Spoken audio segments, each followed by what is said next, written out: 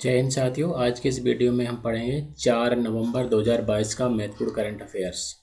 चलिए शुरू करते हैं। आज का पहला प्रश्न बहुत ही इम्पोर्टेंट है। स्टील मैन ऑफ इंडिया किसे कहा जाता है जिनका हाल ही में 86 वर्ष की उम्र में निधन हो गया है? तो इसका राइट आंसर है ऑप्शन सी।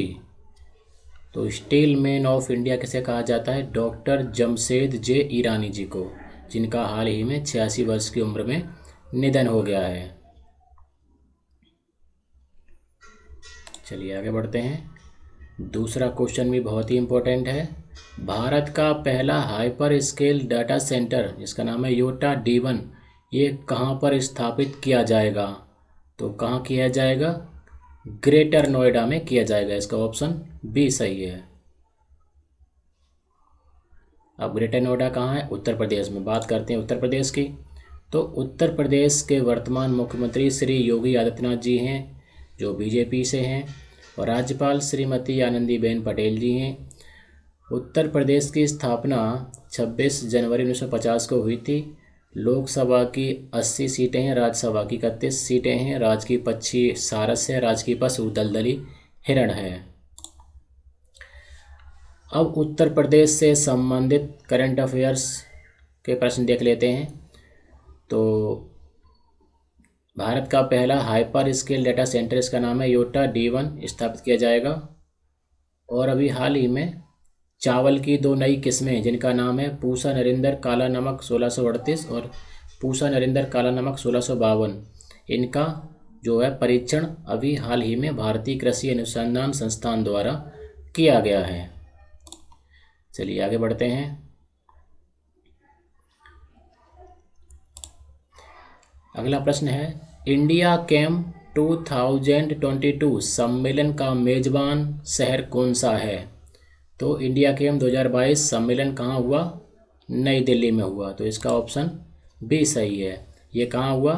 प्रगति मैदान नई दिल्ली में हुआ। और इसकी थीम क्या थी?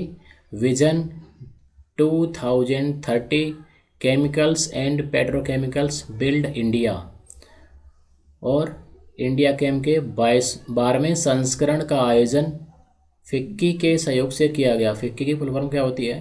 Federation of Indian chambers of commerce and industry. चलिए आगे बढ़ते हैं। हाल ही में international day to end impunity for crime against journalist कब मनाया गया? तो कब मनाया गया? 2 नवंबर को अभी हाल ही में मनाया गया। चलिए अगला प्रश्न देखते हैं। फीफा वर्ल्ड कप 2022 में भारत का नया ब्रांड एम्बेसडर किसे बनाया गया है? तो फीफा वर्ल्ड कप 2022 जो है वो 20 नवंबर से 18 दिसंबर तक कतर में आयोजित किया जाएगा।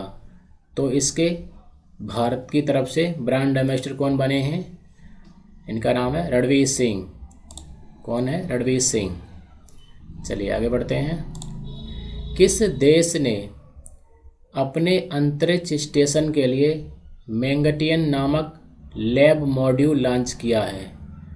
तो किस देश ने किया है? चीन ने किया है।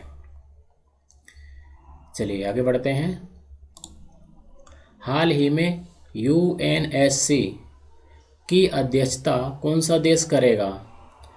तो घाना जो है वो UNSC की अध्यक्षता करेगा। अब UNSC जो है एक UNO का एक अंग है। तो UNO की स्थापना 24 अक्टूबर 1945 को हुई थी। इसका मुख्यालय न्यूयॉर्क अमेरिका में है। इसकी आधिकारिक भाषाएं अरबी, चीनी, अंग्रेजी, फ्रांसीसी, रूसी और स्पेनी हैं। और इसके महासचिव कौन है? Antonio Guterres. चलिए आगे बढ़ते हैं। 11वां प्रश्न देखते हैं। इलाबेन भट्ट कौन थी जिनका हाल ही में निधन हो गया है? तो इलाबेन भट्ट कौन थी? एक सामाजिक कार्यकर्ता थी जिनका हाल ही में अभी निधन हो गया है। चलिए आगे बढ़ते हैं। ईटानगर के होलोंगी में स्थित ग्रीनफील्ड हवाई अड्डे का नाम बदलकर क्या रख दिया गया है? तो ईटानगर के होलोंगी में जो ग्रीनफील्ड हवाई अड्डा था उसका नाम बदल करके डोनोपोलो हवाई अड्डा रख दिया गया है। अगला प्रश्न है, हाल ही में सरकार ने कृषि क्षेत्र में प्रयोग होने वाले किस रसायन पर प्रतिबंध लगा दिया है? तो उस प्रतिबंधित रसायन का नाम है ग्लाइकोफोसेट। ग्लाइकोफोसेट। आगे बढ़ते हैं। बांग्लादेश की पीएम जिनका नाम है शेख हसीना ने किसे फ्रेंड्स ऑफ लिबरेशन वार सम्मान दिया है? तो फ्रेंड्स ऑफ लिबरेशन वार सम्मान पाने वाले कौन हैं? Edward M Kennedy. Edward M Kennedy. सतर्कता जागरूकता सप्ताह भी हाल ही में कहाँ मनाया गया? तो कहाँ मनाया गया? दिल्ली में मनाया गया। दिल्ली के विज्ञान भवन में मनाया गया। चलिए आगे बढ़ते हैं। तो दोस्तों आज की इस वीडियो में इतना ही। कल फिर मिलते हैं, तब तक के लिए नमस्कार। जय हिंद, जय भारत।